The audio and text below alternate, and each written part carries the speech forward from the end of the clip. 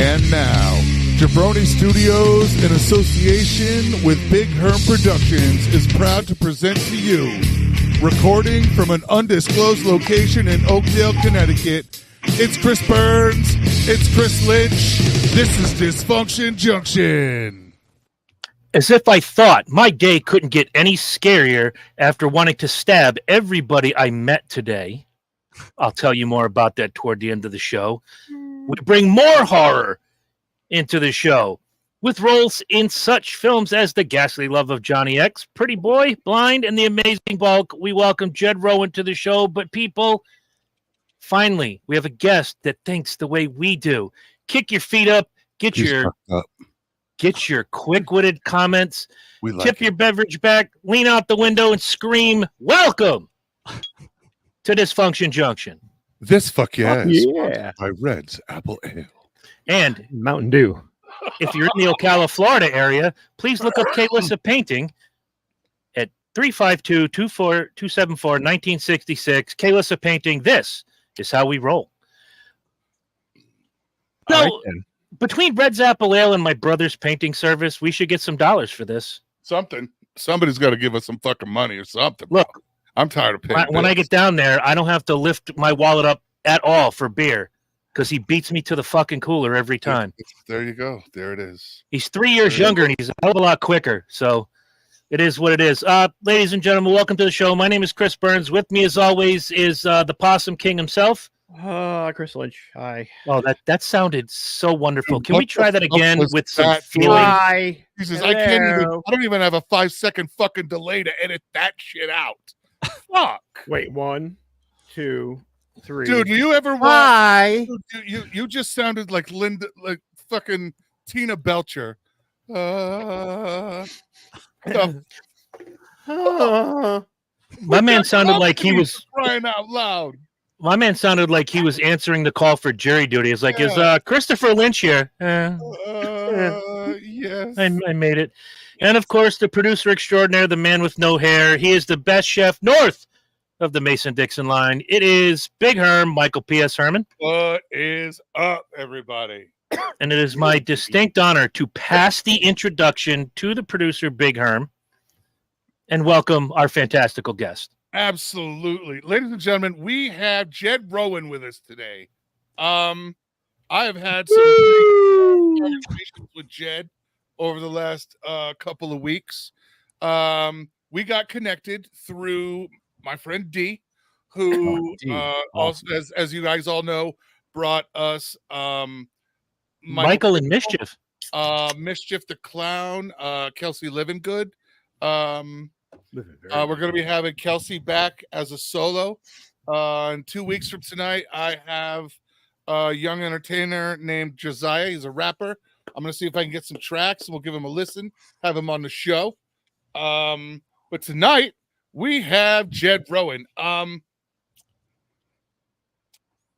As Chris said, he's been in movies such as The Ghastly Love of Johnny X, Blind, Amazon Attack. It's something. What is it? Amazon Woman? It's Amazon. What is it? Oh, Giantess Attack. Giantess versus Attack. Mecha Fembot. They dressed like Amazons on the cover. They just big. They fucking big. All right, they big. They're fucking big. And before you go any further, guys, for those that don't know, the crawler's still there. If you want to be a guest member of the Speedway Review, all you have to do is like the Speedway Review on YouTube, like and comment. And in July, you could win a guest spot on the show to talk all things NASCAR. This one. There we go. We suck. JunctionDysfunctionShow@gmail.com. Fuck you. Write me an email. Tell me how bad we suck. Excuse me. I'll be right back. I have to go write an email. I can see the confusion. I'll just use NASCAR investigative shit to figure out that it came from you anyway. Right. Yeah, because it'll say cburns19@gmail.com right in the thing. Right. And, I can't read the small print, so I need later. But no, right back to Jed. We've had some really good conversations the last 2 weeks on different things. I went back and watched the Johnny X link again. Oh, good. Watched that movie today, just so it's It's fresh. It's something, man. It really like. I think Lynch would fucking love it. Yeah, I was looking at your filmography 2 nights ago, and I'm like, that one looks. That one I have to watch. The one I really want to watch, just because the fucking title, is Piranaconda. Oh yes, Piranaconda. Yes, That right there sells me the movie. Piranaconda. Oh, dude, the amazing Bulk titles are is awesome. also. the Piranaconda was a Roger Corman one. And I always had a goal to be, on the Sci-Fi Channel, and I think it was my first movie that was made it on Sci-Fi. That's awesome, man. That's awesome. Wow. These little bucket list things. Yeah, like the Johnny X movie, it's a whole bunch of shit. And I don't mean shit as in bad terms. I mean like it's a witch's cauldron. It's almost like it's stone motherfucking soup, really. It starts out and you think, all right, it's one way, and then it completely changes, and you're like, oh, they added this kind of angle in, and then they throw in a musical number, and then it's really eclectic, but I feel it pays a lot of homage to old film. Like it's got this true 50s feel to it that's kind of been melded with like the seriousness and the 3D effects of The Creature from the Black Lagoon. Oh yeah. That's also got like a Guys and what is it? Not Guys and Dolls. What's the movie? The Rita Moreno was in it. What was the movie, you guys? Oh, West Side Story. Yes, it's got that West Side Story kind of vibe, action thing to it for the musical parts of it sometimes. Choreography. But also like then you also blended some of that with like the campy vampy shit. Well, there's dancing in this movie? Oh yeah. I never knew I could dance before that movie. I never knew I could dance. I'm he does fucking all in the shit. Sluggo does all the shit. I'm in. All right, and then then you also mix in that checks off a lot of boxes for me. Mix in a little bit of the campy bit of what's his name? The Johnny Depp with the cry. Oh yeah, Crybaby. Crybaby. There's compared to that a lot. There's this very crybaby 50s, but it's over the top thing going on, as well as science fiction. There's a zombie fucking there's a zombie aspect to it. Yeah, there's a zombie in it. That's right. Yeah, like he's kind of the zombie is technically the center of the focus of the main character. Like literally that's the whole focus. As I gotta find this dude. Hearing you describe this movie, dude, you've got to fucking watch it. Now, no. Part is, go ahead. I've known you 4 years, and when you describe a movie, you basically put the title of the movie out there, and you don't even know. It's like, what was that movie with Charlie Sheen where he's a pitcher in the major leagues? That was Major League, I don't even know how I would do this movie for that shit. It'd be like, yo, what's the movie about the guy who's been banished from his planet to this shithole Earth as a punishment, and then falls in love, and he shows up with like a bunch of other miscreants, and there's some dancing and a zombie and a kidnapping, and what's that? And you're like, I have no fucking clue what the fuck you're even. I'm not picking on you or Lynch or Jed. I'm not picking on any of you. This is going on my list. I have to see it with all of the stuff you just described, and I'm not a horror guy. No, I got a question for Jed. No, for real, you got to see it. Minimally horror. Now, for the movie, all right. So I watched the link you sent me. Right. Is all of that interview campy shit with Bunnell part of the movie, or is that part no, that's all part of the show, right? Yes, that's because I have two complete versions of that movie in my head. Yes. Like, there's a version where all of that shit was in there for a reason. The old commercials totally felt right. You know what I mean? Like it felt great. So I'm wondering, I gotta ask him, because I have two complete stories in my head that are completely different if you factor in everything that wasn't black and white or not. So yes, if we're just going by black and white, it was fucking amazing. Yeah, it really, thank you. And I knew when you said before it's a bunch of shit, I knew you were using shit as an affectionate term. Yes, like it's so much stuff. There's so much stuff. It's a black and white sci-fi musical cult. I'm probably leaving out a few things. Zombie movie. Yes, whatever it is you're into, you can find a part of that movie you like. If you don't like movies and you only like fucking musicals, you can go to that shit too. Yes. You know, Paul Bennell, the auteur of that movie, I just finished my second once-in-a-lifetime movie with him, with Crispin Glover. Yes, I am name dropping and proud to name drop. Hey, drop that shit. Drop it like it's hot. And you could see some of the poster of Johnny X behind me. Yep. And it took me all morning to strategically place that right there. Dude, it's a lot harder than it looks. Fucking favorite movie. From now on, it's really easy. I love it. Like I was like, I'm just watching shit, and I'm like, this just wait, it just changed. Oh wait, it's back. It's great. It's so much. It really is a once in a lifetime kind of movie. I mean, people just don't make those kind of movies. It was done on the last of a film stock too, last of the Plus X film. So they had to search all around the world to get the last of Kodak. Yeah, there's actually there's actually a segment of that show where they discussed that there was this worldwide search to get enough film to make sure they had enough to film the movie and not run the fuck out and be like fucked.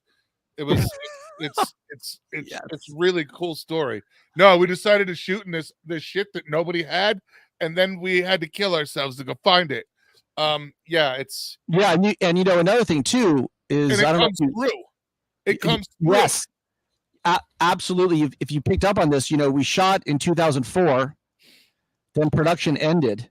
We couldn't finish it, and then somehow we got everyone back and the rest of the money in 2010 to finish it. All that cast and everyone kind of looked the same. I mean, I'm sure it's kind of news to you, Big Herm, to hear that. Like you probably didn't notice a discrepancy or a way people look. No one gained 100 pounds. I was going to say like a decade's difference.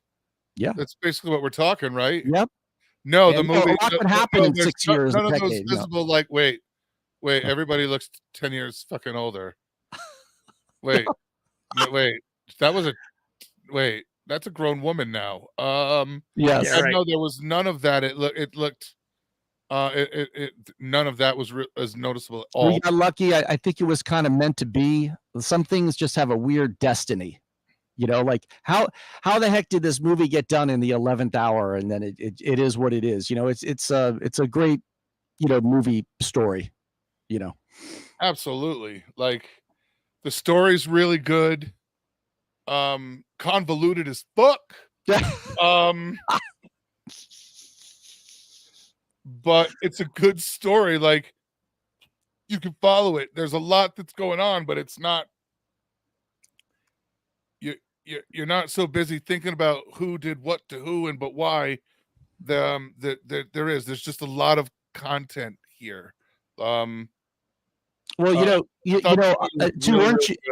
I was kind of blown away at that point because I'm the kind of actor, I'm from making movies in supermarket parking lots with a camcorder. Right. Everything's done on a Super 8. Yeah. Or just, a little tiny video thing.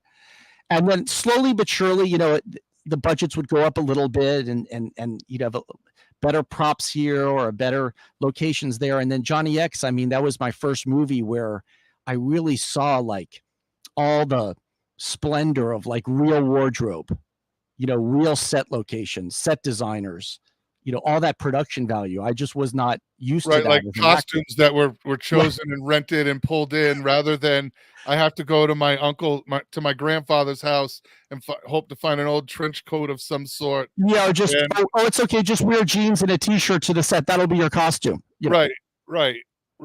No, just show up, just dressed and you're good. And the lead guy doesn't have just a Halloween mask from the store. It's like, it's really dealing with like a whole bunch of pros that specialize in what they do on a big level in Hollywood, it was kind of a big deal at that point. Still is. That kind of leads me into when did you break in? Like I just heard you say that you were filming in grocery store parking lots with camcorder when you were younger. I went to college and half of my degree was for acting. Oh, okay. The other half was for police to be a cop. So neither of which I've ever done. Well, no, I have acted. I've acted on stage, but cool. I have peripheral ties to Hollywood through Kevin Smith. Oh, wow. So I got to see a little bit behind the curtain watching his career develop. I met him in like 1995 after he had already made Clerks and was moving on to Mallrats. And I just kind of stayed in his web forums forever until they went away. When did you break in? What was the first role that you're like? When did you start acting more professionally than just the amateur stuff? Well, real quick, Kevin Smith, I saw him at a Whole Foods in Burbank a couple months ago. I passed by. Oh, no shit. Hey, he looks fucking good. He looks great. I'm like, is that who I think it is? Should I pass him my acting card? No, I won't do that. Yes, you should. No. There's a kind of I did stage for years too. And when I was up in the Bay Area, I was doing background for this like crazy Hong Kong movie.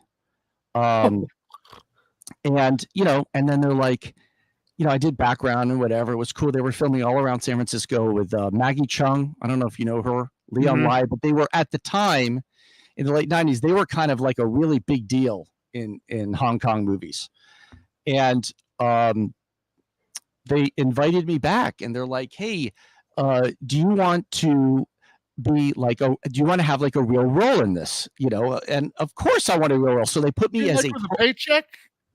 Yeah. I think they paid me $25. No, I'm just kidding. It wasn't much, believe me. No, when you first start, no, you mean like with a real paycheck? Sure.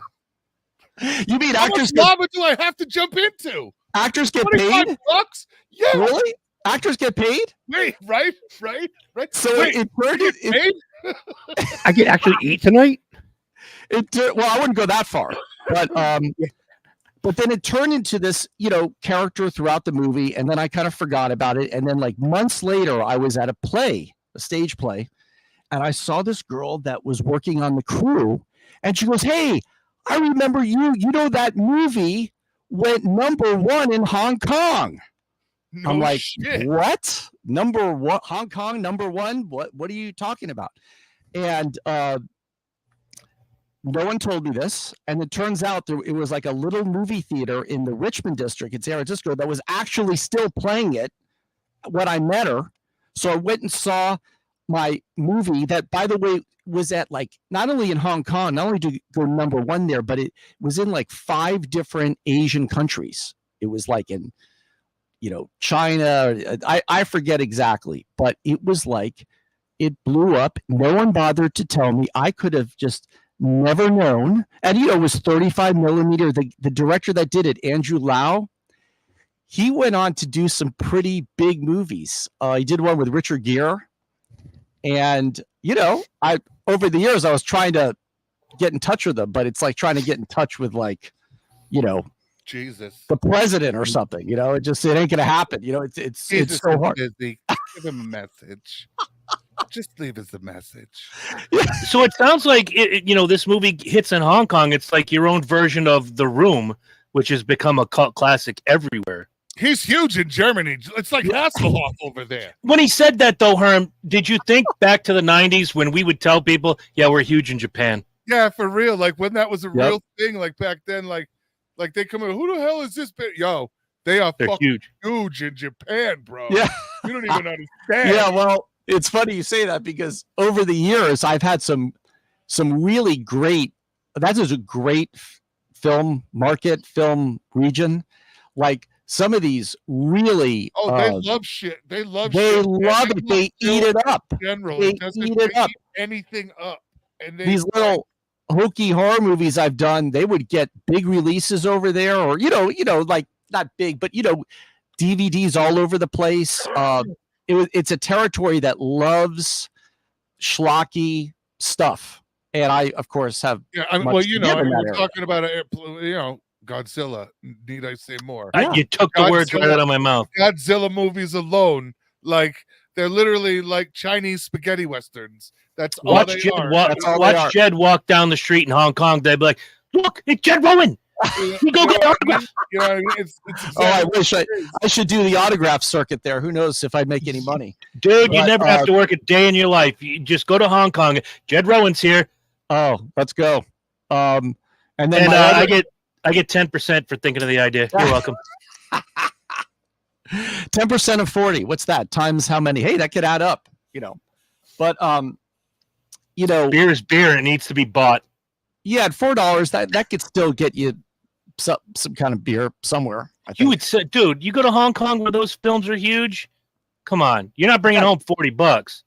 Yep. I mean, my other notorious film that I'm sure we'll talk about, Amazing Bulk, you know, that just had this massive, like a year ago, had this massive like screening in Spain.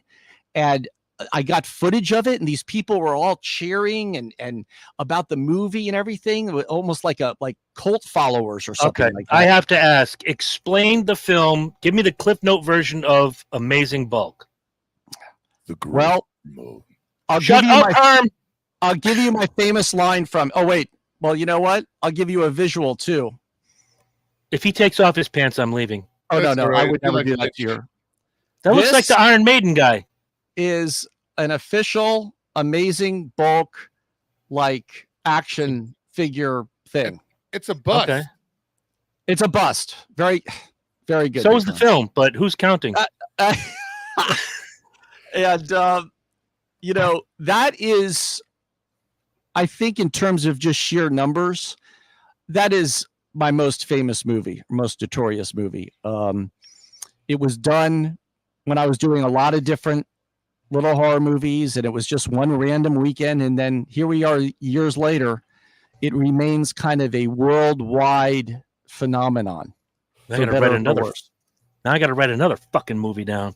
I'm going on vacation this weekend. I don't have time for all this shit. Dude, just go through his filmography. It's right here. You will like Amazing Bulk. You will, right. Or you will love it. You love to hate it, or you will just love it. Or if you go in with a good sense of humor, and you know, you guys are kind of the demographic, because I always said this is not for film snobs. This movie, this is the demographic is guys sitting around with a keg, spitballing a movie idea, or passing the bong around.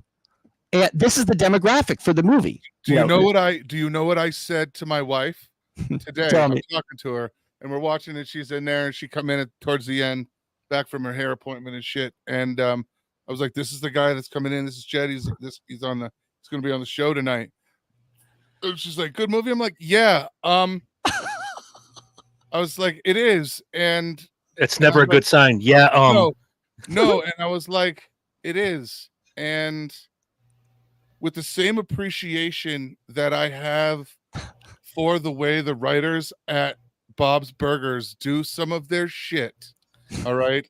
I'm like, we've seen where Tina writes a story and then Eugene and Louise jump in and they develop this story, right? And there's zombies and shit from space, and somebody has an electrified something.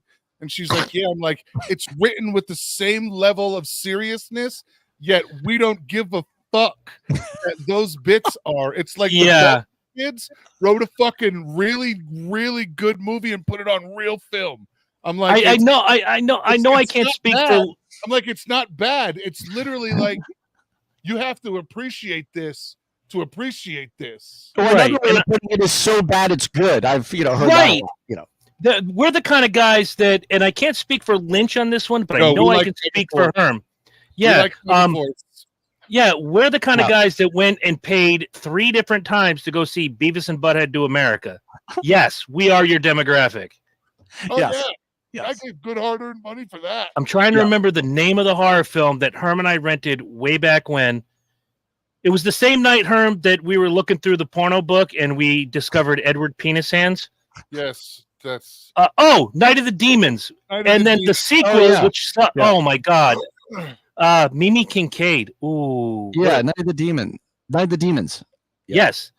And So it's fitting that the head character was called Angela, because I've had nightmares about a chick called Angela for years. Go ahead, Lynch, please. So I appreciate these films for what they are. I'm a horror guy, Jed. Right. And I'll say the same story I told Michael. At 6 years old, I begged my father to go see the first Alien movie in 1979. Oh. Begged. Okay. Then when Ash gets his head knocked off, I was under his seat in about a hot half second. It scared the shit out of me. And that's what got my love and fascination for horror and horror sci-fi. Oh, yeah. And I grew up watching Creature Double Feature. And I know every cable company had this type of thing where it was just old B-50s schlock. And I grew up watching that every weekend. What was it? Remember, 56 did for Creature a while. Double Feature. Well, they did Yeah, that 56. They did a whole string of, like, for a month. They just ran old 3D unique glasses movies. Remember? Love it. Oh, Yeah, they ran them shit. Yes. You know, They ran because them at like night. for Johnny X, you need 3D glasses. Oh It's yeah. that type of movie. There's there's complete sections of the movie that are in 3D. I may still upstairs have my 3D Oh, glasses. man, it fucking hurts to pay attention for that shit for like 6 minutes. I may still have my 3D glasses from the Psycho Circus tour in 1998. I'm watching it going like, I think I have fucking Parlight gels out in the van. Like, I could just red and blue. You know, Like, depending on where you are in the country, and Jed, I don't know where you originated from, but you know, around here we had Creature Double Feature. In the Tennessee area where a friend of mine grew up, there was Sven Gulli. You know, every minor market in America has their horror movie section that they'll do, you know, horror movies. How did you find your way into this genre and say this? Like, I've heard Lynch's story a million times. I would like to hear yours. No offense, Lynch. Of course. It's very interesting because it was a moment. There's an answer to that question. It was a moment in a video store in North Hollywood. And, you know, I was, you know, thinking, I was in LA and like, how do you break into the film world? And it's very difficult, of course, to, you know, get any traction, and you're trying to get into. Yeah, well, I was going to say, and there was a glory hole that was there, on the table. and I thought, what the hell? I'll take a chance. But I remember just having this moment. I was looking up, you know, the video stores, they show the movies on the TV, and I was looking up, and then I was watching this horror movie, and I'm like, hey, there's no name actors in this horror movie, and it got a deal. It's in a store. It's got distribution. It's available to the public, and all these, you know, it's my favorite things started to click. And I'm like, hey, I could be in horror movies because I'm not a name actor. You know, it's very difficult to, you know, get in a scene with Tom Cruise, right? But horror is a great genre for actors that don't have big names to break into and start working and to start getting in real films. Yeah, because horror movie budgets are notoriously cheap. I mean, they're made for tens of thousands, if not less, dollars.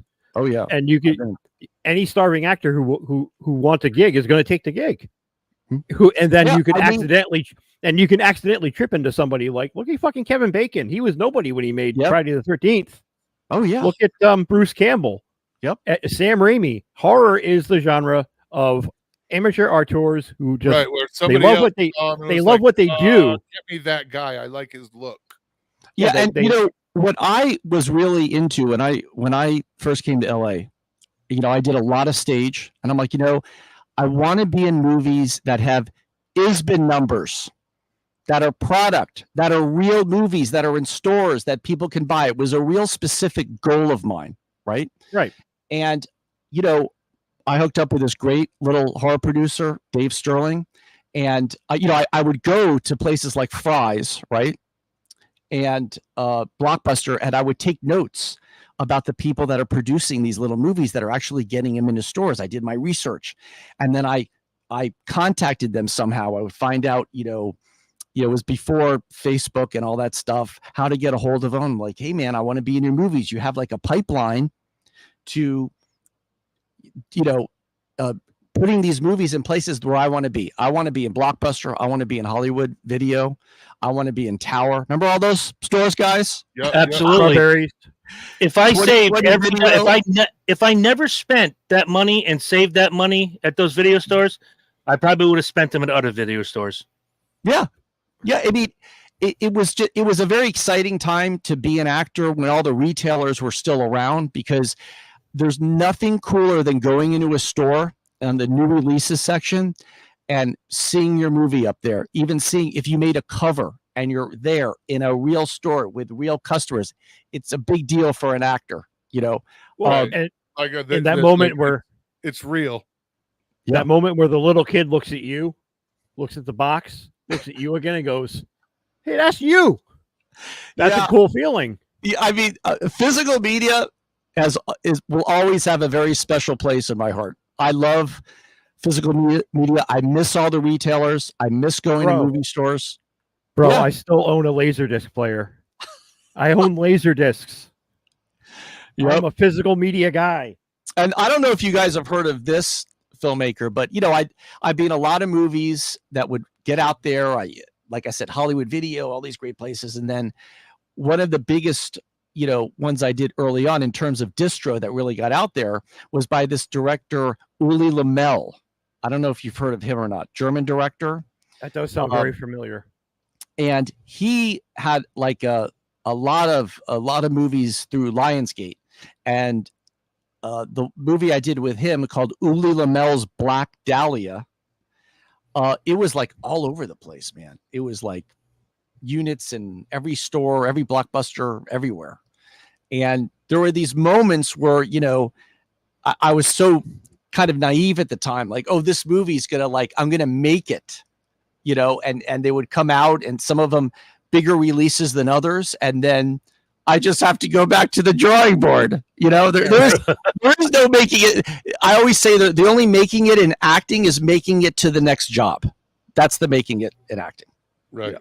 Right. But because as quick as you got those roles is just as fast, they can just evaporate. Yeah. You know what I mean? Yeah.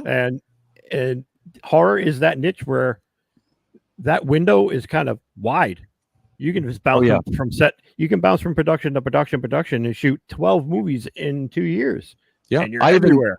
I did more than that in 1 year. It was a time too where, like, remember it was kind of a bubble in its own way, where the retailers were taking all of these horror movies, and is when digital video first arrived. So it was cheap to make movies because you didn't have to make them on film, and then you can edit it on your computer. I mean, this all seems very commonplace now, but back then it was like it just had started happening like that. So everyone was making movies, and a lot of these movies landed in like real places, like stores. The early to mid 2000s. Yes, that's really correct. That whole thing. Then, yep. Look at the Blair Witch Project. Yep. Do I have to? No budget. Well, no, but it paints a perfect example of what like they shot about. that movie for $73 and a pack of gum. And it sucked. And I mean, nowadays, it got out there. Nowadays, but it got distributed. I can make a movie on this. I can actually make a movie on this. How long ago was Blair Witch made? That was in the 99. Yeah, that late 90s. Yeah. So last night I went, as you guys know, except for Jed. So pay attention, Jed. I'm not going to say this twice. I went to my friend's daughter's graduation at Montville High School here in Montville, Connecticut, and I happened to run into an old friend of mine from our Mohegan Sun days, Mike Smee. And as we're sitting before, by the way, Lynch, Mike says hi. Oh, good. As we're sitting before, the ceremony, we're talking about movies and how we used to go out like every month. We'd pick a movie and draw the name out of the hat. Okay, Chris, you picked the movie. Sadly, I picked Detroit Rock City. Don't hold that against me. But when it was Mike's turn to draw, he picked Blair Witch Project, and we all wanted to beat the shit out of him in the parking lot. You know what? It was. For what that film was, it was for budget. It was fucking brilliant. Oh yeah, That is brilliant. It was shot No. well. Technically, Marketing. It was fucking marketing. beautiful. Yeah. The marketing got that movie. Brilliantly. the marketing made that Yep. movie, and it Yep. really gave a lot of these All right. low budget horror guys. Let me adjust my hat. Let me adjust my hat. To kick open. Okay, so I don't often put on the movie snob hat. I was down to that. I was all in that movie from opening till the ending scene. The ending scene ruined it for me. I was done. Mike Smee is lucky to have legs right now because I wanted to kick the shit out of him and chop off his legs for making me go see that ridiculous fucking film. You know what though? What an anticlimactic bullshit ending. No, it was Right. it was like the end of The Sopranos. Don't try to mansplain this. It allowed Not listening. the viewer to finish the film to whatever degree he wanted to the level in their head. Everybody technically should have been happy with that movie because you finished it. He gave you a bunch of numbers and let you add them up any way you want to. So regardless of how you added them up, you always came out with the right number. Herm is not allowed to talk about movies ever again. But speaking as far as film, that was the ending he gave you. He gave everybody whatever ending they wanted. I hated a lot it. of people don't like that. They like to be told what the fuck their ending is and what to think it is. Okay, classic film. I'd rather have an ambiguous. Fill in the blanks. I'm going to. It was your own Mad Lib. I'm cutting Herm out of this one. I'm going to go to Jed and Lynch.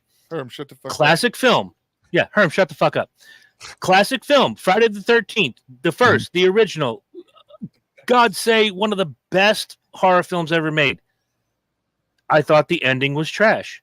However, it made me jump off the couch about 18 inches and I fell on the floor and I never wanted to watch a horror movie again until the next one we rented from Morgan and White. To this day. The movie did its job. Yeah. But you had the ending. Everything was solved, right? She's in the boat, like, oh, okay, I can finally relax. Here comes Zombie Boy Jones coming out of the water. Fuck you. And I was what? Do the math, maybe 8 or 9 when we rented this film. Fuck you. Nope. Well, that's why. And I was a huge horror fan, and I'm going to say this to Jed, like I said it to Michael Pickle and Mischief, until Wes Craven showed his ass with Shocker. Yeah. Wes Craven can suck all the dicks. You knew it was trash going into it just from the posters and shit. I mean, no, I didn't. Well, yeah, unfortunately, there's certain you can't take horror genre at face value at all, because you could think you're walking into a cinematic artiste type movie and it's complete fucking spin of trash. Can you bring up Dee's last comment? I want to talk about this for a minute. And Lynch, I don't mean to cut you off, but maybe you guys can wax philosophical about this. Sad thing about the Blair Witch Project, those actors made pennies. The movie made millions. Yeah, well, get a better agent. Yeah. I mean, I think I'm speaking to Jed's wheelhouse here. You have to be your own advocate with shit like that. Just because it's a good idea I have a great idea for a movie. All right. We played a sold-out tour. Here's $28. You know, you got to be your own advocate for that. Contracts. Yeah, contract. Paper. Yep. I need it on paper. Yeah. Hey, dude, you want to be in my movie so I can fuck you over in a year? People that, studio heads or whatever, I mean, you can't expect them to just, out of the goodness of their heart or be nice. I do either. It's not even the movie business, any business. You have to have the right contracts, right? You're selling yourself. The job interview is a sales pitch. Yeah. You're selling yourself. And if they throw a number at you that you think is okay, I want it on paper. Because that's what I did with the job I have currently. I gave them a salary expectation. Well, they exceeded it, and I signed that motherfucking paper quick because I didn't want that to change. There's 2 types of getting picked up. All right. There's the studio tells somebody pitches a movie idea, and the studio decides to back it. Then there's also people that go out and pay, like Blair Witch, that paid pennies on the dollar for their actors, made their movie, and then pitched the then movie. went and sold it. Yep. Yeah, So those because actors got whatever they got because they didn't think of the future. They were just doing their Yeah, thing. that's There's- right. You know what I mean? Unfortunately, there's two different ways of getting picked up. The studio can buy buy the concept of the movie and decide to fund it, or you can fund your own shit, pay whatever they pay, and hope to sell it. Unfortunately, Blair Witch sold, and somebody went in marketing was like, "Oh, we can totally." Oh, they were genius marketers with that. They All you had to totally do got how to was market just, that. you ran a 15-second commercial looking up her snotty nose and her eyes crying in the dark, and everybody was scared shitless. Done. Well, So, I think I got to see what this fucking crazy shit is. I But think also, a recent- people were used to seeing movies that were shot like that. Either the shaky camera, people were getting sick in the theater. Remember that? That whole video camera. That was the first use of complete, like shot with like my VHS-C tape machine. It was just such a novelty, and like, oh, people got this guy threw up and he got sick at the movie theater, and that it was just it all fed into the marketing campaign of it. Yeah, and I mean, think a like, movie. yeah, like the whole found footage, shooting it the way they did, so Starting a whole genre. It looked like it was old and grainy in an old videotape because that's what they shot it with. They reshot over videotapes that had been used a bunch of times, so they ended up being grainy as fuck. Yep. I mean, I think a recent movie that had just as genius of marketing was Smile. Yes, I really like Smile. I do too. I That was really like good. that movie, and I know a lot of horror guys shit on it.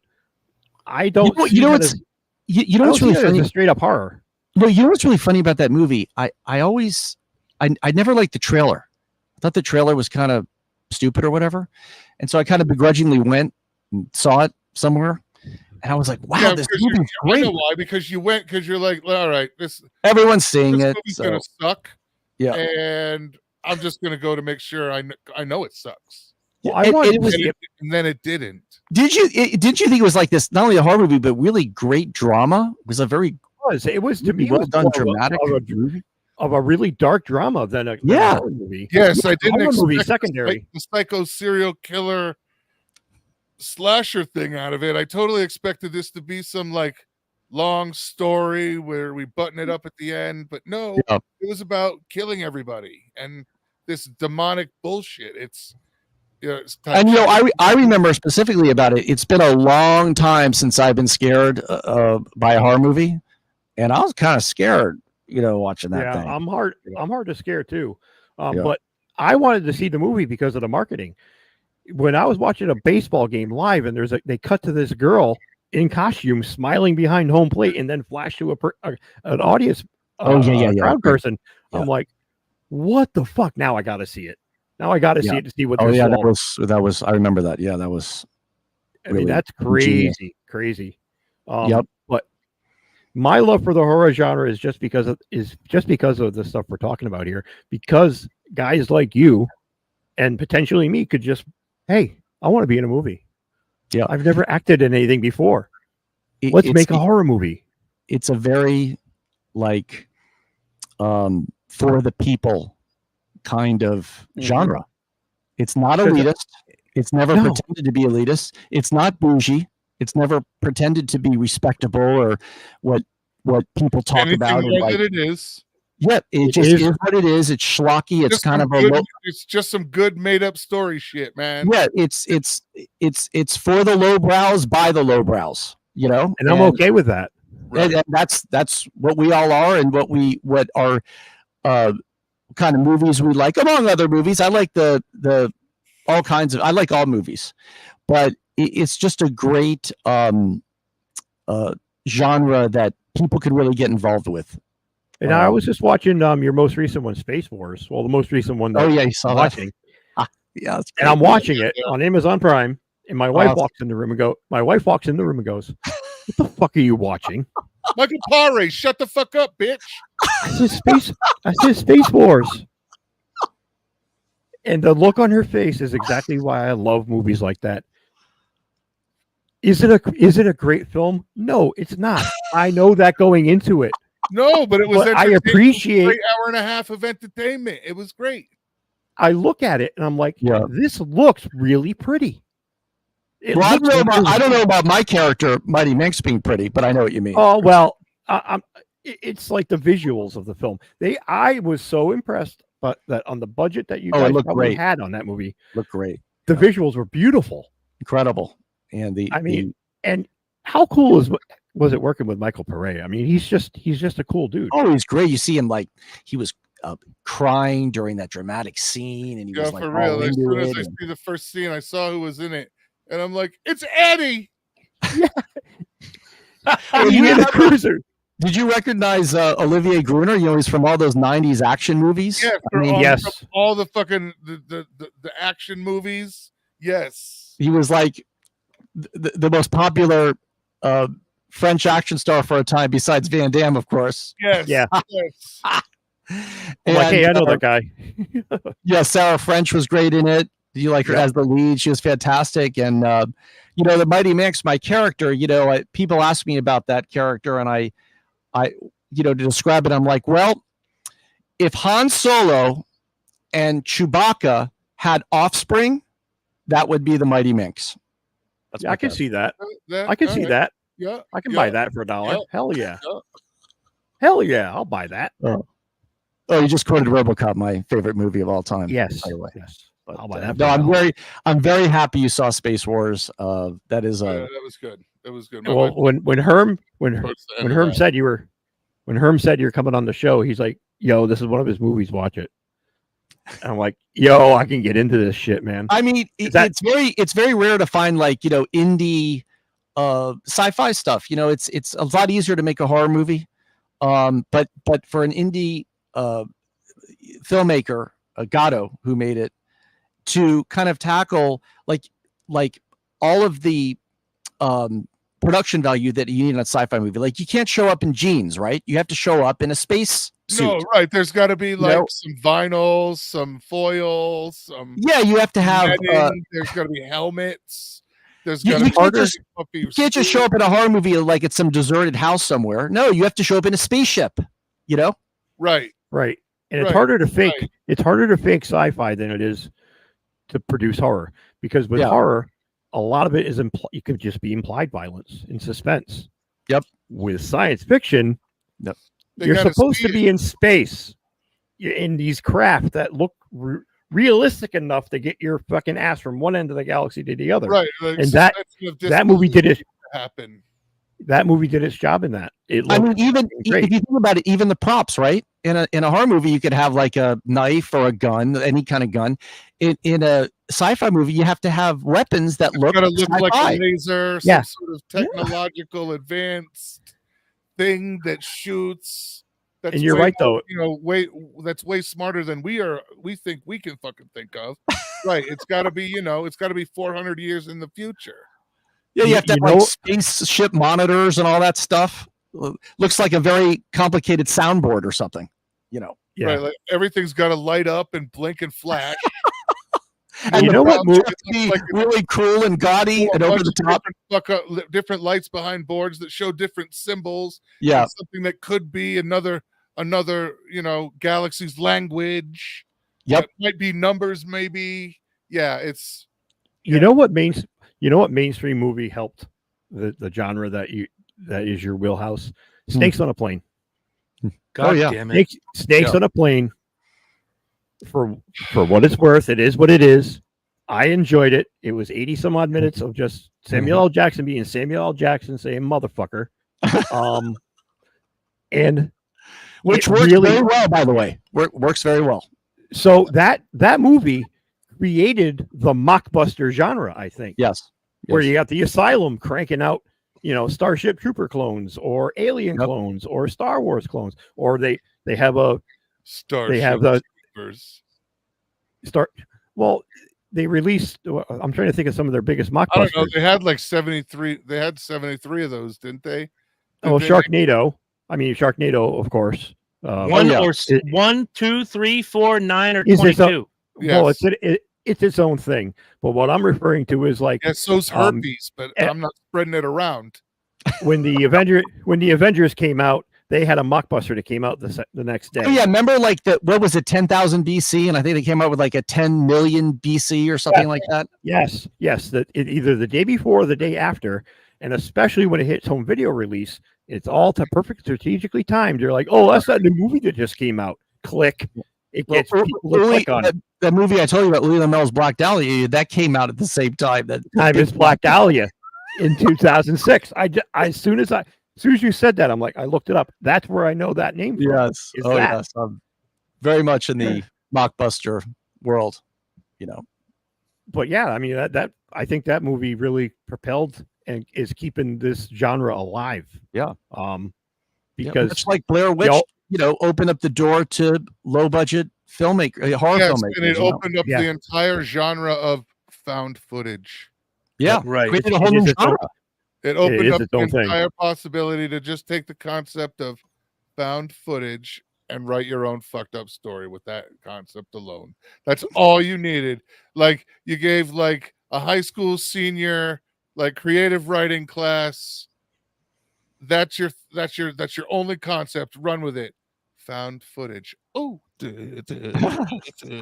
So all right. So Jed, it's all it takes. Jed, you had said RoboCop is your favorite movie ever. Right? Yes, it is. It's my favorite movie of all time. Yep. Okay, that is on my top 10 of my favorite movies of all time. Lynch, stop taking my question. Hey. So, what? Staying in the horror wheelhouse, what is your favorite horror film? And like, well, there's an answer to that question. How deep into the horror genre do you go? Were you an Italian zombie film guy? Yeah, I like all that stuff, but there is one that is my clear away number one, like, Alabama football when they were number one and everyone unanimously. That's a terrible analogy, but I make really Alabama. I make really. Oh, I'm not in Alabama. I make really bad sports analogies. Forgive me. Good I like it. Here it so is. do I. Texas Chainsaw Massacre 2 is my favorite movie of all time. Is that the one with was Dennis Hopper in that one? Yes. With he was walking through the woods. Yes. He was walking through it. We're gonna go out and get them motherfuckers. I don't know. It was more like an amusement park, but I know what you mean.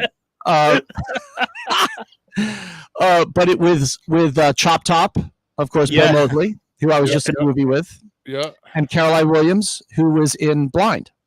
Yeah. Wow. So, I'm in my, I've been able to be in a movie with two of the actors from that. And the reason why it is my favorite horror movie is because it's when I first realized that the theater of the absurd can be a horror movie. It is so ridiculous and absurd. It's not just trying to scare you. It's more like absurdity.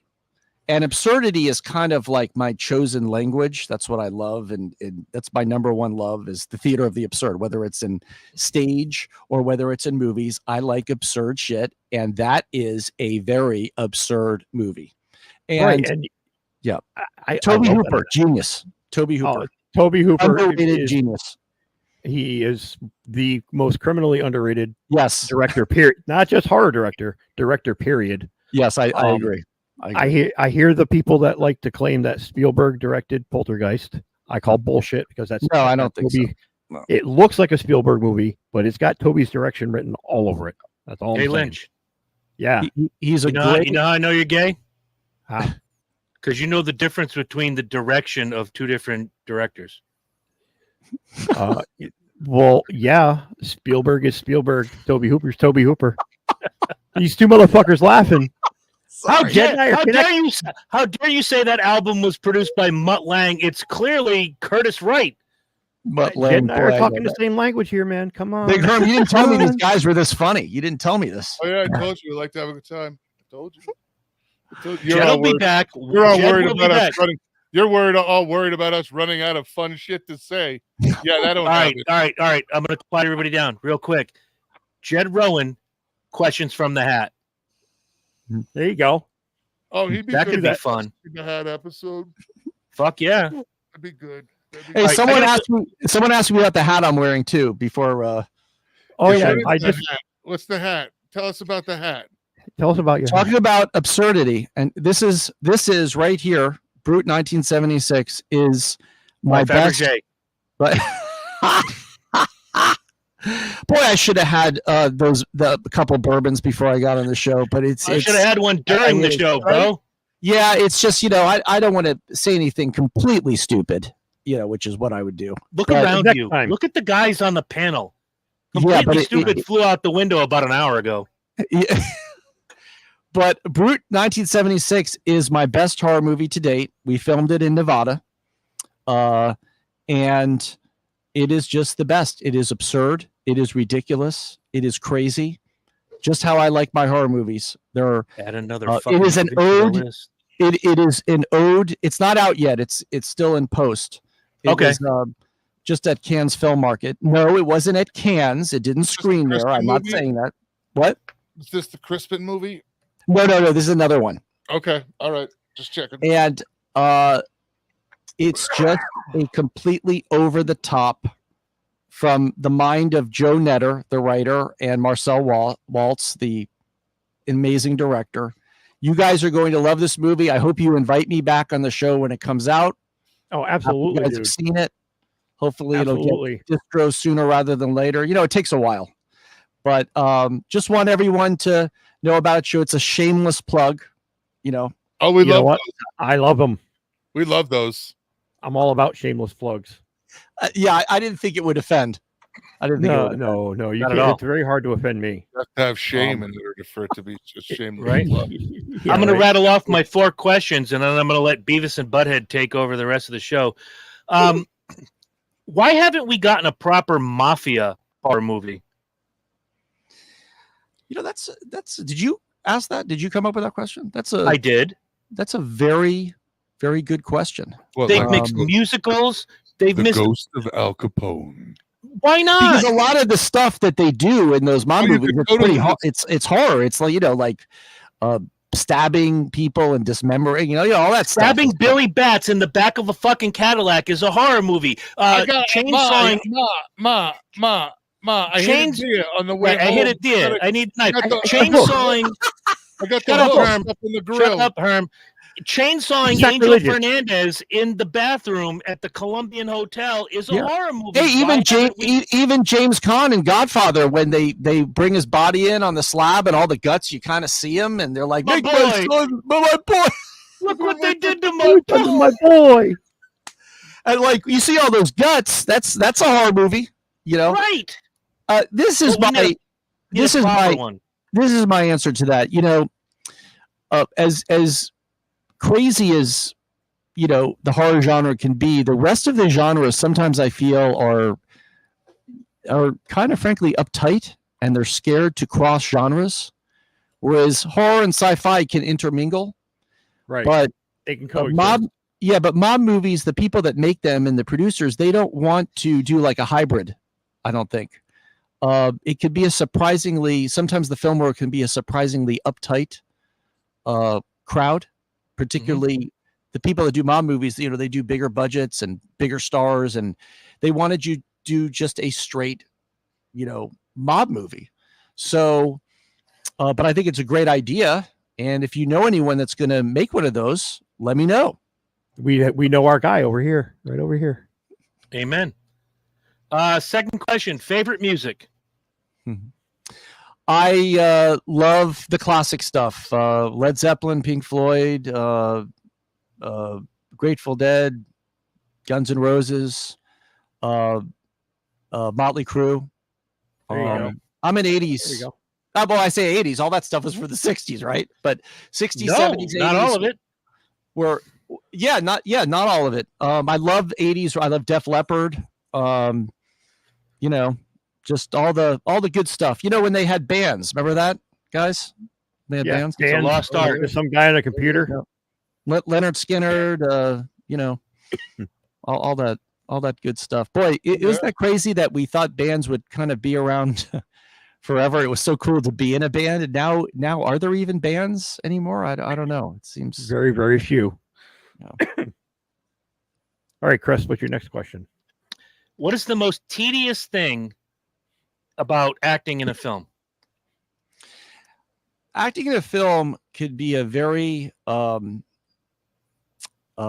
exhausting thing, and very so much tediousness. But there's a famous expression: "Hurry up and wait." Okay, we need you here. The military. Yeah, it's the military too. And then you go there, and they don't need you for 3 hours. It's just there's so many different moving parts and departments, and it's such a slow moving thing. I mean, these big Hollywood movies, they take so much. They have the budget for it. They don't have to do a movie like how I've done movies in 6 days or 12 days or 8 days, something crazy like that. But even those ridiculously short shoot schedules, even those could just be so slow, because it just takes so much time to get the proper lighting, get the camera setups. The setups take forever. So as an actor, there's a lot of waiting around, Yeah, you raid the crafty table, Crafty. and get the sugar highs and drink too much coffee. There you go. A couple weeks ago, we did an episode that I can't remember which one of these two morons came up with, but I took 3 scream queens. Let me try that in English. 3 scream queens that I love very much.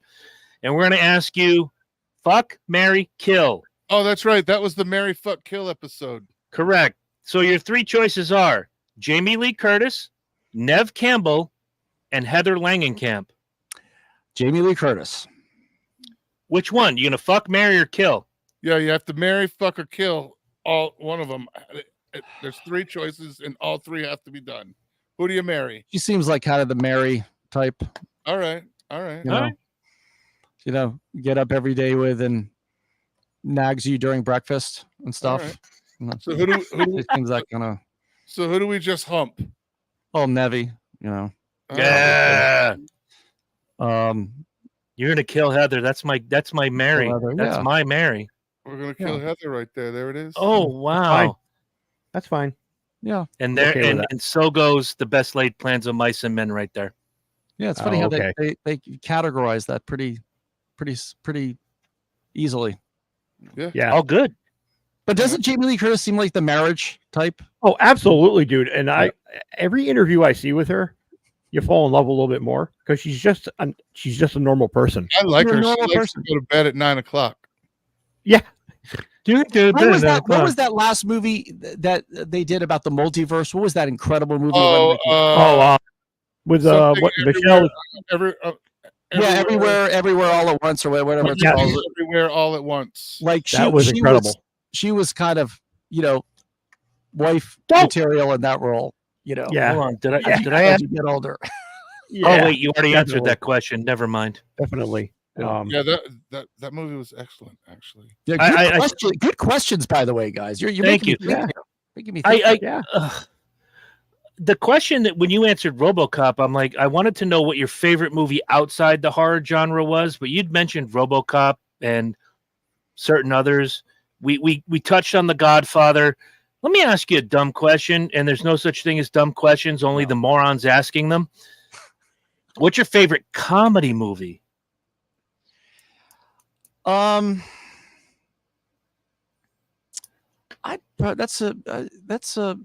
an interesting question. I think I don't know, probably Ace Ventura, the first one.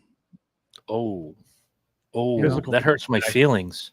Yeah, and maybe The Jerk. The Jerk was really okay. Funny. You're back. It wasn't like a pure comedy. It was like a dark comedy, really. But again, it's absurd. Like you said, there you go. You gravitate towards the absurd. Now I'm the same way. Like I hope The Evil Dead is on your list of absurd. Oh yes, Evil Dead. When I saw the first, perfect example of theater of the absurd. Absolutely, Evil Dead 2. Yes. Most of Sam. When I saw the first Evil Dead, I was of that age. My dad knew an owner of a videotape rental store. I saw all the cheesy horror movies in the 80s. Yep. I was like, what is this I'm watching? I was like 7, 8 years old, 9 years old. Yeah. Then the second one comes out and they say, oh, it's not a sequel. It doesn't matter. It's even more absurd. Like every movie that he made in that genre just kind of got more and more absurd. And I think Darkman is one of the best comic book movies that isn't a fucking comic book. Yeah. Oh yeah. A And great Army of fucking Darkness was so deliciously absurd. You know, way even more whacked out. I'm probably lost. I've probably lost these two guys, but What's the movie? no, the Army of third Darkness. one, Army of third Darkness one was is- amazing. Yeah. Army of Okay, Darkness you've seen it. good. But yeah, I like a lot of those absurdist. It's I my like the favorite absurd, genre. the absurd comedy, the absurd horror movie. Yep. The absolute, like, one of my favorite dramas is Eternal Sunshine of the Spotless Mind, Oh yeah. because it's so absurd. That's a really cool connection. I'm glad you said that, because I kind of gravitate that way too. Yeah. Mm-hmm.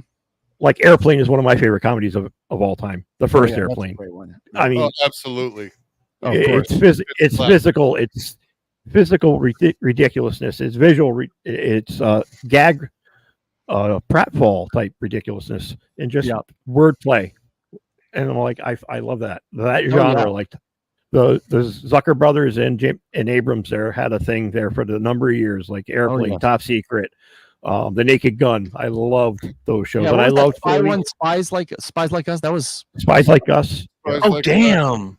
Slap Shot. Slapshot. Yep. Some My great man said fucking Spies films. Like Us. Spies Like Ooh, Us, remember man. That I wasn't so love that. bad. It got panned. Everyone thought it was a flop. I thought it was kind of funny. It was pretty Well, okay. I'm amazed that they got Paul McCartney to do the soundtrack. Did they? As a Have kid, you not heard Spies Like Us, the song by Paul McCartney? Patently ridiculous. But We'll have to revisit I that. had seen that movie as a kid, and I thought it was funny.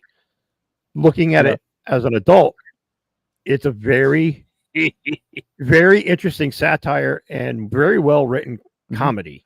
Mhm. Oh, And some of the underlying jokes are funny as fuck. Are- man. But you have to have that mindset. You got to look below the words and find the subtext and context of the words. It's fucking amazing. Yeah, I mean, if you even think about now, I think about like something like a Ferris Bueller's Day Off. That's like a dark comedy. yes, Absolutely, that's almost a tragedy. Yeah, but it's that there's so many times where you laugh. You know, so Right. Because you're laughing at the most ridiculous scenarios ever played out. Yep. I got two words for you. Of course, Dumb and Dumber. Yeah, Dumb and Dumber. I mean, I watch Natural Born Killers now. I laugh. It's a comedy. It really you're a is. sick I fuck. love Natural Born Killers. I love it. The same thing can be said with Pulp Fiction. So, what are the two words? Someone was going to say two words. Someone announced that. What? Tell me. Johnny Dangerously. Yeah. Hey, there you go. There you go. The most criminally Really? underrated film that's a great made in film. the 1980s. Yeah, no Bar one none. thinks about that movie or talks about it anymore. That was a great movie when it came out. Okay, so on a daily basis, I use terms like Fargan Isol and bastages. And you'll get someone that goes, "Did you just say bastages?" Yes, I did. You like Johnny Dangerously? Yes, I do. You find your kindred spirits by just, using those loose phrases that you get from a movie. That's right. Well, that's My why daughter, Lynch can verify this. My daughter, when she was about 4 years old, she's 16 now, and it scares the shit out of me. We were at Lynch's house, and I said, "Emma, you got to pick this up," and she didn't listen. I'm like, "Emma, you got to pick this up." This little girl turned around. And she goes, "Okay, only one time. You got to tell me, man, just one time." And I'm like, "Okay, I got to put this on the list of shit not to say anymore." She was quoting Scarface back to me. Yeah. But Yeah, yeah, that's why I if you think it's have really funny. if you have Love a that. movie that sticks in the public's mind, whether it's Army of Darkness, Evil Dead, Yeah. we talked about Blair Witch Project, which I still hate to this day. You've done something, Yeah. whether it's a cult classic or it's a major league blockbuster. There are still. I see my friend Mark once a week for NASCAR or football or whatever, and I walk through the door and I quote The Room. "Oh, hi, Mark. Oh, hi, Mark. Oh, look who just arrived. Matt Pistol for the first time in months. Ice Pirates is another underrated comedy. Thank you for joining, Matt. Much appreciated. Another one. But Another if you Roger can make Corman an production. easily quotable film, I don't know how many times Herm and I will be on the phone. outside of production, and we're trying to figure shit out and be like, "Fuck you, Joe Boo. I'll do it myself." Yes, You've done something. Or there's an Eddie Murphy line that we will use. Or you know what I mean?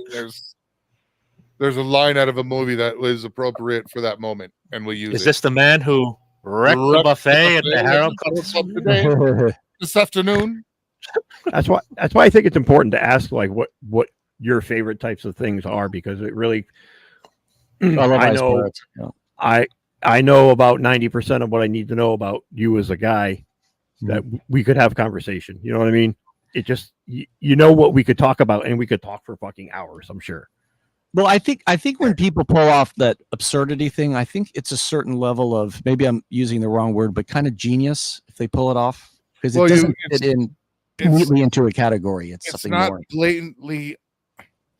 It's obtuse humor. Correct. So you have to kind of have a level of understanding and comprehension. Yes. And maybe that there could be three meanings to the set of words you just said. Right. And You have to understand what they're making fun of. Right. I don't want to use the word without having to like think like a math. I don't want. It's not I like don't spoon fed to you, right? It's like you have to read between the lines. But yeah, I'm sorry, Chris. Go ahead. No, that's fine. I don't want to shit on what Herm said, but it doesn't have to be. Look, I don't know how many times someone at work. Thank God, I'm only got 2 more days at this job. Go fucketh thyself. Somebody will say something, and I know Lynch will pick this up, and I'll look at them like, "Did you think I was stupid, Ramsey?" And like one person will get it. Jed's laughing. He knows the film. What's the film, and who did the line? It doesn't come to me right now. Runaway, Jones, 1984. Oh. Tom Selleck was on the phone, and it was Gene Simmons feeding the line. Did you think I was stupid, Ramsey? Yeah. These aren't all the templates. That's a blast from my past, man. Runaway. Wow. Yeah, I know. Gene Simmons. A patently shitty movie, but I love it. Much like They Live, much like oh my God, there's so many. But it's what people consider shitty films that I really dig. Well, cult movies, cult movies. They're just absolutely thing, And that type of comedy or that type of film in and of itself, like the absurd, people either love them or they can't fucking stand them. Yeah, there's no like, oh, I kind of like it here, but then it's kind of like the same. It's like the reason like women don't think the Three Stooges are very funny. Right. Exactly. Women are wrong. It's just not their type of humor. Yeah, and some people, they just don't get cult movies. It's not their thing. It's just not their thing. Like, yeah, if it doesn't star Ben Affleck or have a superhero in it, they don't want anything to do with it. If you're white, you're Ben Affleck. If I'm going to throw my dollar or something, I'm going to throw my dollar at the brother who did this on his own back and not being fed by a studio. I appreciate that more. Only because I've been following DC films since the 90s. Yep. Like Richard Linklater, Kevin Smith, all those guys that kind of laid the groundwork for future indie guys. I mean, guy who invested $37,000 and put it on credit card to make a movie about a couple guys working in a convenience store. Built a franchise, he's got a nice house. Absolutely. And Kevin Smith should get all the credit in the world. But I'm going to take a guy like M. Night Shyamalan who could fall through his asshole and hang himself the next time he's shitting. I wouldn't care less because his movies suck. I like his. There's certain movies I like. I like the way he thinks his movies through, and most people don't like his movies because he fucks with you. Because he fucks with you. Your head. Great. Really, I like the way he combs his hair. Really I like the stylish clothes he wears. I understand, but again, that. It's a very specific viewer that enjoys Shyamalan shit. It's fucked up. It's like so far out there that there's no way this could be real, yet this could also be happening in a little tiny town in the middle of nowhere near you is a lot of his shit. And yeah, like Signs, something like Signs. Yeah. right, Yeah, like exactly. An alien that's afraid of water. right, like But I'm going to say it here: Unbreakable, Glass, and Split are his 3 best movies. you know, those are Split is passable.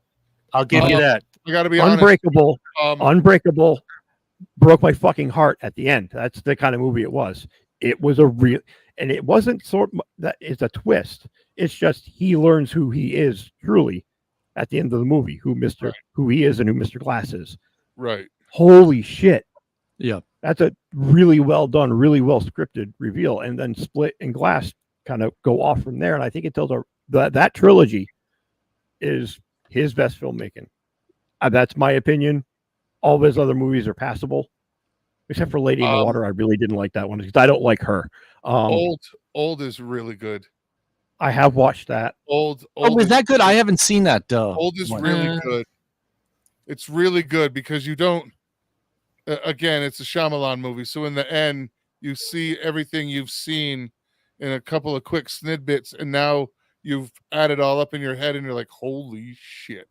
But yes, Old is pretty good. Old is a pretty good movie. The premise behind it is pretty cool. I still like his first movie the best, Sixth Sense. That's still I do too. I do too. I'll put that in there with the trilogy, because I, unlike some people, didn't read anything about the movie. I was told, don't read anything. Just go to the movie and see it. Right. Mm-hmm. And I like movies like that. Oh yeah. Fuck with your head. Hey, did you guys see? Speaking of Linkletter, I saw Hitman the other day. Awesome. I really liked it. Man, we love the tits out of this movie. Oh my god, that movie was so great. I didn't know what to expect of it. And the lead guy, you know, they're trying to hype him up and make him the next movie star. He was fantastic. Well, I haven't gotten all the way through it yet, but so far, so good. I've seen him in a couple of other movies. He was in Top Gun. With good Maverick actor. But when the movie opened, I'm like, I'm not sure where he's all talking, and I'm a teacher, and I'm shopping, and I'm eating with my fucking cat, and I'm like, I don't know, bro. This is not gonna go good. Yeah. And then he sits down and he starts with the story, and stuff, and making electronics, and I got hooked, and now I'm a person, and I get it. But yeah, like it was almost like they just let him, and I said this when we discussed it on the show, what was it, last week? It's almost like they just told him to just run with characters he just made up in his head. Like they totally just let him run with the role. It was great, and she was great. She was amazing. Yes, like the whole movie was excellent. It was a great movie. And did you also what I kept thinking after I saw it was like Linkletter, he still has it, because as long as the movie was, I was into it the whole time. It was just, it moved very well. Yes, right to the very end. Like it started out slow, but you were still like, all right, what's coming up? Come on. This is supposed to be some, it's called The Hitman. What the fuck's going on? Who's this? He hasn't made a bad movie. I'm sorry. I love his stuff. Oh yeah. No, you're right. It could. It started out a little slow, and once you figured out where it was going, it just held you there the whole time, right to the very end where it fucking fucks with you right at the end. He just has, some people just have a feel for things. Like he has a feel for making movies, Yeah. And he knows how to write people. Oh yeah. He knows people really well. It's a funny story how we watched that. I have a nice concrete patio out back, and the wife's like, let's watch TV outside. So I built this TV stand, and we put it up because I didn't feel like blowing up the big projecting screen. Right. And I put her on Netflix, and that's the first thing that came up, and I read it.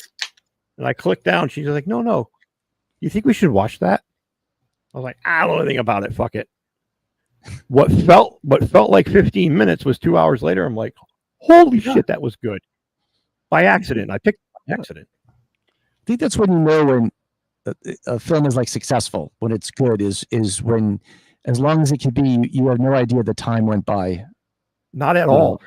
I was, when the credits started rolling and they started doing the little on screens, I'm like, it's fucking over. Yeah, holy shit. And I think the iPhone notepad thing is probably one of the most genius pieces of screenwriting and acting I've seen in a Mhm. very long time, and Yeah. that was so Linklater. Yep. I mean, Yeah. that was a genius piece of writing. Really, Oh, really yeah. enjoyed that. Yeah. There's a lot. I've seen a couple surprises. Godzilla -1 was Hmm. holy shit. That was. Yeah, I'm like, this is a story. I don't like dubbed movies. Oh, I found Well, one. you know what it is? It's the audio technician in me. The audio Yeah. technician in me keeps thinking this fucking soundtrack's fucked up. So somebody fucked up sync with the fucking film. It just goes right through me. Like, this isn't right, and the fact that it's not right just fucks with the technician in me, and it just bothers me bad. I didn't watch it on. I didn't watch it on Netflix. I have a box that gets a lot of stuff, and I found the original with American subtitles. Hmm. And maybe if I could just watch it with subtitles, I'll just watch subtitles. Trust me, it'll hit not different. To an overdubbed fucking. Ooh. Damn you! Because you want to fight? Well, not only that, fight me. The actors they chose for their overdubs were not that great. I would much rather watch it. I'd rather read and enjoy the story than be distracted by the horrible voice acting that's going on. That's what I'm saying. Like, sometimes you get a movie and like it's a 10-year-old white kid and there's a big black man doing a voiceover, and I'm like, this just isn't right. It's just not. Like the voices just don't go. Like, it's some big. I didn't know it was a dub movie. I haven't seen it yet. I didn't know that. Listen, yeah, they dubbed it in English. Yeah, I would totally rather just watch subtitles. I have to bring this up because Lynch introduced me to this movie, I don't know how many years ago. And I want to ask Jed's opinion. The Human Centipede. To me, that is what kind of horror movie needs to be made. I agree. It pushes the envelope. It really does gross you out and disgust you, and you feel it's crossing the line. I think those kind of movies, if you're a sociopath watching that, you're like, oh, everybody. Right, even though you might not be geeked out, but literally I sat there because I'm a sociopath. We know this. I literally watched that and was like, that is fucking interesting. But the best part about that was it's what you don't see that makes it even scarier. Oh, yeah. Right. It's the horror equivalent of watching the negligee strap fall off the shoulder and then the shot where it hits the floor. Yep. The anticipation. And watching the whole disrobe. Angel Fernandez getting chopped up in Scarface. You don't see him get chopped up. You see Tony with the blood on his face. Right. And it's what you don't see that makes it just Yeah. And the Human Centipede was that for me. And I think a movie like that, I think the horror movie and the horror genre in general, when it is at its best, it's almost like a guide to all the other genres of we're crossing a line. We're going where you guys are not. We just pushed a line. This is how far you guys can go now, and it's normal. But isn't that more the theater of the mind versus the theater in front of you? Like you're envisioning what is going on that screen versus what you're actually seeing. It's easy to do a scene where you pull subject matter that makes it. Oh yeah, it's easy to do a scene where you cut somebody's throat.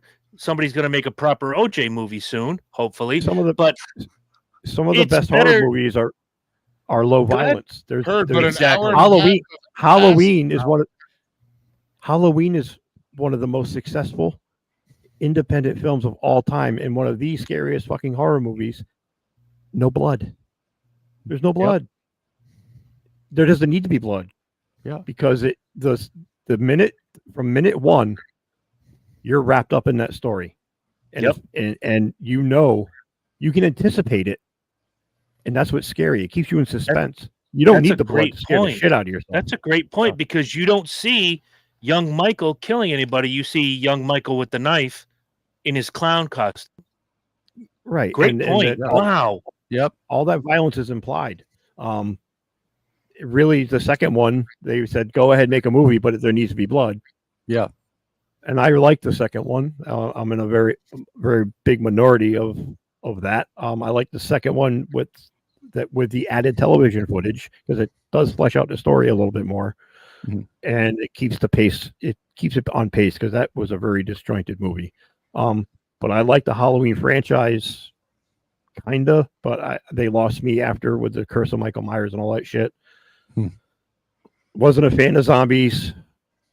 I'm on the fence about the newest trilogy, But that first Halloween is depends on the zombie movies. 28 Days.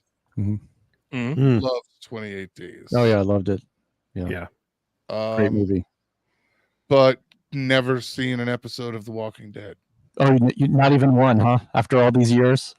Nope, not all. Not of the original. Not any of the spin-offs. I watched one, and I got to throw a shout out, and I'm going to ask you to bring up the comment in just a minute. Don't bring it up yet. You leave that trigger finger alone. I watched one episode of The Walking Dead only because Scott Ian from Anthrax played a zombie, and you guys know how I feel about Anthrax, one of my favorite bands of all time. But in the comment section is my main man and Herm's main man, Tori Calhoun from the Speedway Review. Tori, we hope you're doing well, brother. Tori, what's up, Tori? Your second biggest fan, Chris Lynch, is cheering you on. Right here. His first favorite hasn't been on the show in a while. We're going to leave that alone. But yeah, I mean, they had some random people as zombies in that show. Like I heard, maybe this was wrong, but I think I heard the Hines Ward, the receiver. And he was like that series was like for its time, getting in like a cameo on Law and Order. Yep. Somebody was special. Everyone wanted in. A dead body. Yeah. Or they wanted to be a part in the character in the story on that show. Same thing. I've never watched a complete episode of Game of Thrones. I can't get through Neither have I. Thank God. I've tried to watch the season 1, episode 1 about a dozen times, and I fall asleep every time. This show is over. Let me hit this button, and we're fucking out of here. Yeah, look, I can't get into certain. I can't get into certain things myself. But not that I don't like the genre. It just that bores me. And I know we're getting close to the end. Guys, when I say guys, I mean Herman Lynch. Pepper him with questions, because after that, it's just me closing the show. Well, if you don't mind, could I plug something since we're almost? Absolutely. Oh, absolutely, yes. This is Pretty Boy. Mom? This is a real Pretty Boy mask from Trick or Treat Studios. This is another horror movie I did that we did a long time ago. It's taking forever to come out, but Lionsgate is going to release it hopefully next year. Nice. So just wanted to plug that. And of course, my movie Blind Bargain with Crispin Glover, done by the same director of The Ghastly Love of Johnny X, Paul Bennell. Nice. That's my biggest, good shit. Biggest movie. And I hope you guys have me back when these movies come out, and we can talk about it. Because it's been you got an open door. You got an open door, and we'd love to have you back for our questions from the hat. Herm will send you a link. We just random questions off the top of your head, and you come up with whatever answer is true. It doesn't have to be stupid. I mean, my favorite question, we've been doing this now 3 years, was Herm's question. If you had a superpower where you could shoot a condiment out of your belly button, what would it be? Yeah. A condiment? Yes. Yeah. If you could shoot, if your superpower was to shoot a condiment, go ahead, Herm. You could shoot any condiment out of your belly button like a dispenser. What would it be? Does garlic salt count? It would be more like mayonnaise. Yeah. Mustard. All right. Relish. Oh, right. Relish. There you go. Relish. I don't remember what I said. I'm sorry. Let me take that back, because I just had the discovering this horseradish mustard. Oh yeah, Okay. there you go. I like that on my hot dog. Absolutely. All right, yummy. All right. Good deal.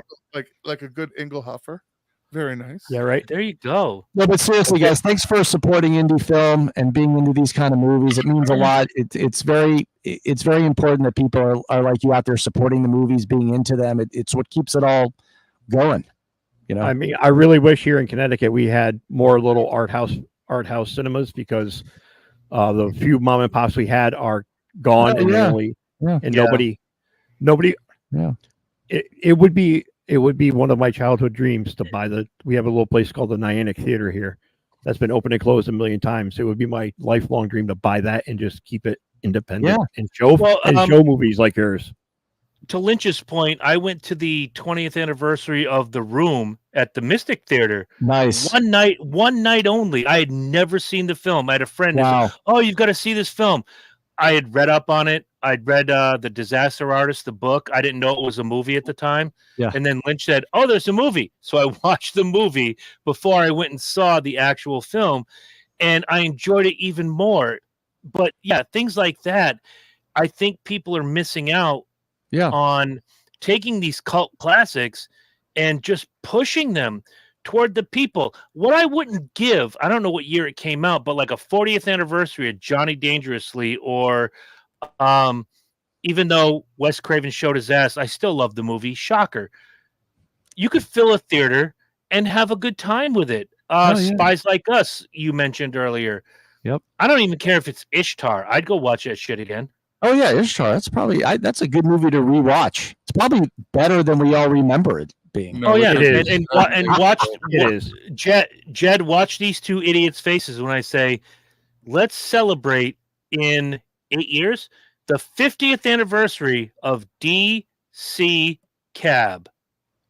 Oh, Mr. T. Oh my God, Mr. T. My ass. Gary Busey carried that movie. It's another cult classic that when he was only slightly fucked up, then he became even more fucked up. Oh, dude. Oh yeah, let me just say one more thing. Is Herb still there? Yeah, he's probably got an internet issue. He'll come back. Yeah. Is that our buddy D?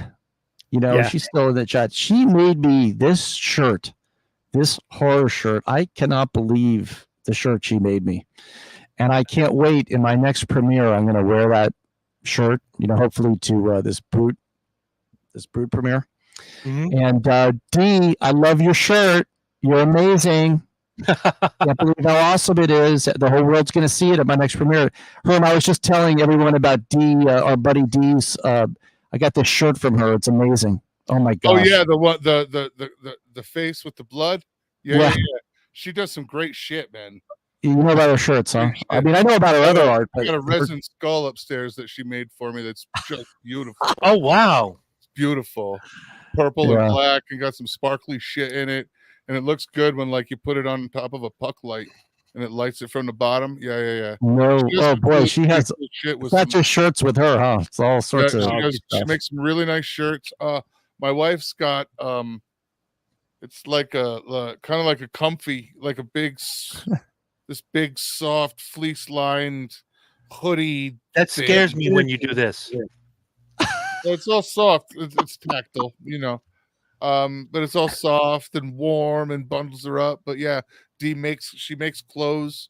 Yeah, D's really good. She's good shit. Amazing. Good people. Amazing. All right.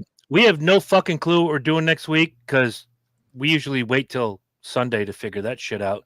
But Jed, thank you so much. I've learned a lot. Hey. While these guys like the taste of the sausage, I like to know where the sausage is made. Yeah. So you answered my questions very well. And I am going to check out this list of films that I've made here. And I'll get back to you.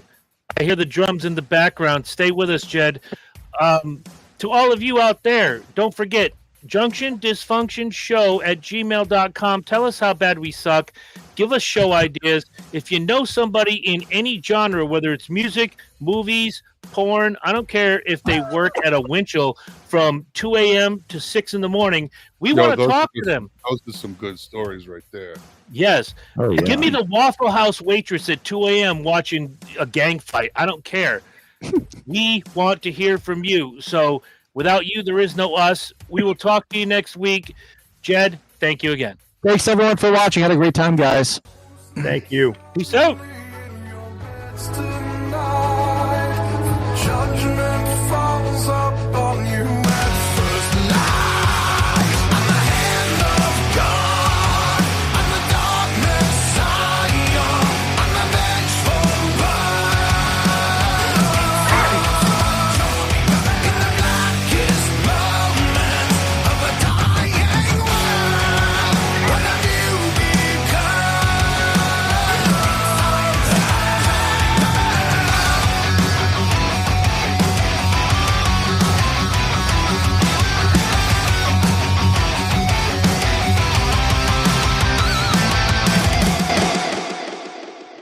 my favorite horror movie is still Showgirls. All right. See, All right. you All got right. problems. Big problem. More than you know. We gotta go.